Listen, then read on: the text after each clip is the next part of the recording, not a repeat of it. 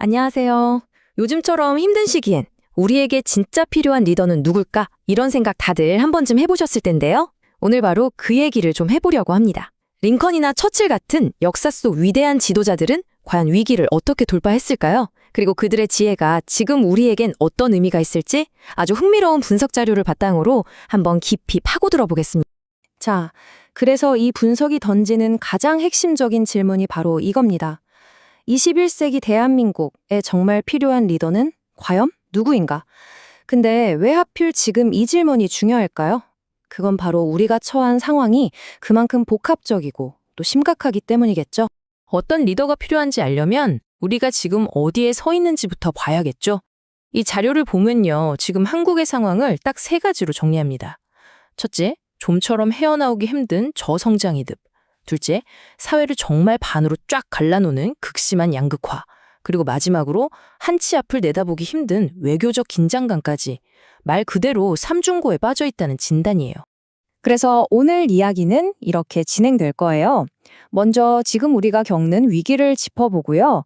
그리고 역사 속 거인들은 어땠는지 그 해법을 살펴본 다음 현재 리더십과 한번 비교를 해볼 겁니다. 마지막으로는 이 분석이 제시하는 미래의 K 리더십은 어떤 모습일지 그 청사진까지 같이 확인해 보겠습니다. 자, 그럼 첫 번째 파트부터 시작해 볼까요? 바로 역사 속 거인들의 해법입니다. 이 분석은요, 정말 절체절명의 위기 상황에서 나라를 구했던 위대한 지도자들의 이야기에서 그 해답의 실마리를 찾아보자고 제안합니다. 가장 먼저 소환된 인물은 바로 에이브러햄 링컨입니다.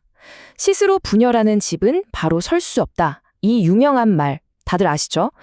나라가 둘로 쪼개질 최악의 위기, 남북전쟁 속에서 오직 통합 하나만을 외쳤던 지도자였죠.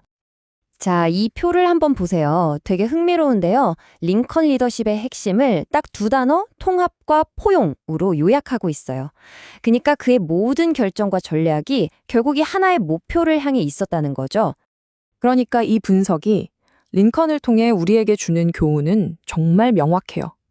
개인적인 감정이나 우리 편이냐 내 편이냐 하는 그런 정파적 이익 같은 거 다 내려놓고 오직 국가의 생존이라는 대의를 최우선으로 삼는 리더십. 이게 얼마나 강력한 힘을 가질 수 있는지를 보여준다는 겁니다. 두 번째 인물로 넘어가 볼까요?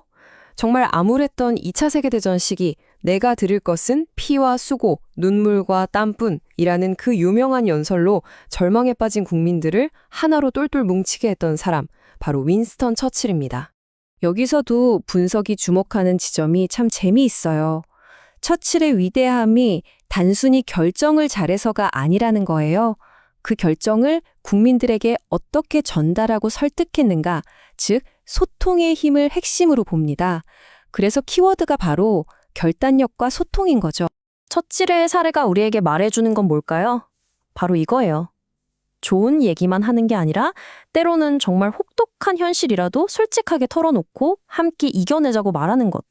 그것이야말로 위기 상황에서 가장 단단한 신뢰를 만드는 지름길이라는 거죠. 자, 역사 속 마지막 거인은 바로 샤를 드골입니다. 프랑스는 전투에서 졌을 뿐 전쟁에서 진 것은 아니다. 이 한마디로 패배감에 젖어있던 국민들에게 희망의 불씨를 되살리고 말 그대로 잿더미 위에서 국가를 다시 일으켜 세운 인물이죠. 그럼 드골 리더십의 핵심은 뭐였을까요? 바로 국익이었습니다. 눈앞의 인기나 지지율에 흔들리는 게 아니라 오직 프랑스의 장기적인 미래, 즉 국익이라는 단 하나의 나침반만 보고 뚜벅뚜벅 걸어갔다는 겁니다. 이건 정말 중요한 지점인데요. 당장은 욕을 먹고 엄청난 반대에 부딪히더라도 국가의 100년 계계를 위해서라면 과감하게 개혁의 칼을 빼어들 수 있는 용기, 그런 리더십이 왜 필요한지를 보여주는 아주 상징적인 모델이라고 할 수 있겠습니다. 자, 이렇게 역사 속 위대한 리더 3명을 만나봤습니다. 그렇다면 이제 가장 궁금한 부분으로 넘어가 봐야겠죠? 바로 비교 분석 파트입니다. 링컨의 통합, 처칠의 소통, 드골의 개혁. 이 역사적 교훈들을 현재 이재명 대통령의 리더십에 한번 적용해보면 어떤 그림이 그려질까요? 이 분석은 먼저 실용주의라는 키워드를 꺼내둡니다. 링컨의 실용주의가 나라를 구해야 한다는 생존 그 자체에 모든 초점이 맞춰져 있었다면 이재명 대통령의 실용주의는 좀 다르다는 거죠. 당장 우리 시민들 한 사람 한 사람의 삶에 와닿는 실질적인 변화, 즉 효능감과 민생에 집중하고 있다는 점을 비교해서 보여줍니다. 개혁을 이끄는 힘, 그 동력을 비교하는 부분도 굉장히 흥미로워요. 드골의 개혁이 무너진 프랑스의 자존심과 위상을 되찾자는 목표에서 시작됐다면 이재명 대통령이 추진하는 개혁은 공정과 평등이라는 사회적 가치를 실현하는 데서 그 엔진을 찾는다고 이 자료는 분석하고 있습니다. 바로 이 표가 이번 분석의 핵심이라고 할 수 있는데요. 역사적 리더십을 현대적으로 어떻게 재해석하고 있는지를 딱 보여줍니다.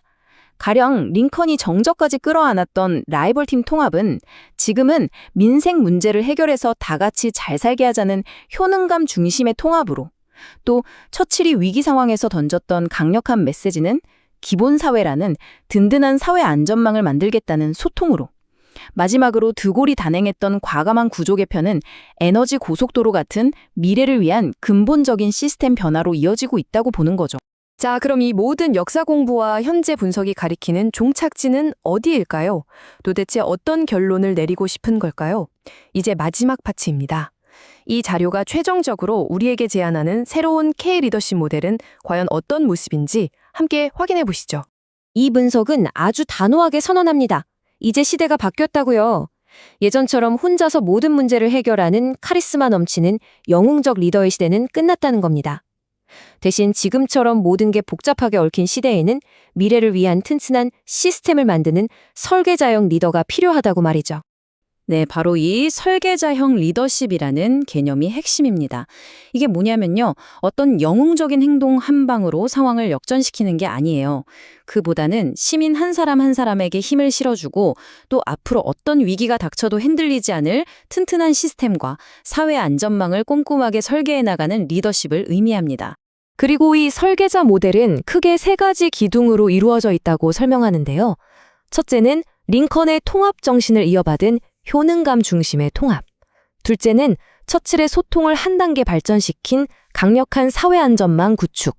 그리고 마지막 셋째는 드골의 개혁 정신을 계승한 과감한 구조개혁. 이렇게 역사적 교훈들을 현대적으로 집대성한 모델인 셈이죠. 결국 이 긴 분석이 말하고자 하는 최종 결론은 아주 명확하고 단순합니다. 이제 진정한 리더십을 평가하는 기준은 어떤 거창한 구호나 이념이 아니라는 거예요.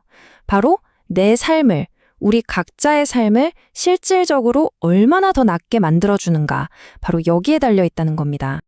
그래서 오늘 이 분석은 마지막으로 우리 모두에게 이 질문을 던집니다. 시민으로서 우리는 미래의 지도자에게 과연 무엇을 요구해야 하는가? 이 질문에 대한 답은 각자 다르겠죠. 한번 깊이 생각해 보시는 계기가 되었으면 좋겠습니다. 오늘 이야기는 여기까지입니다. 들어주셔서 고맙습니다.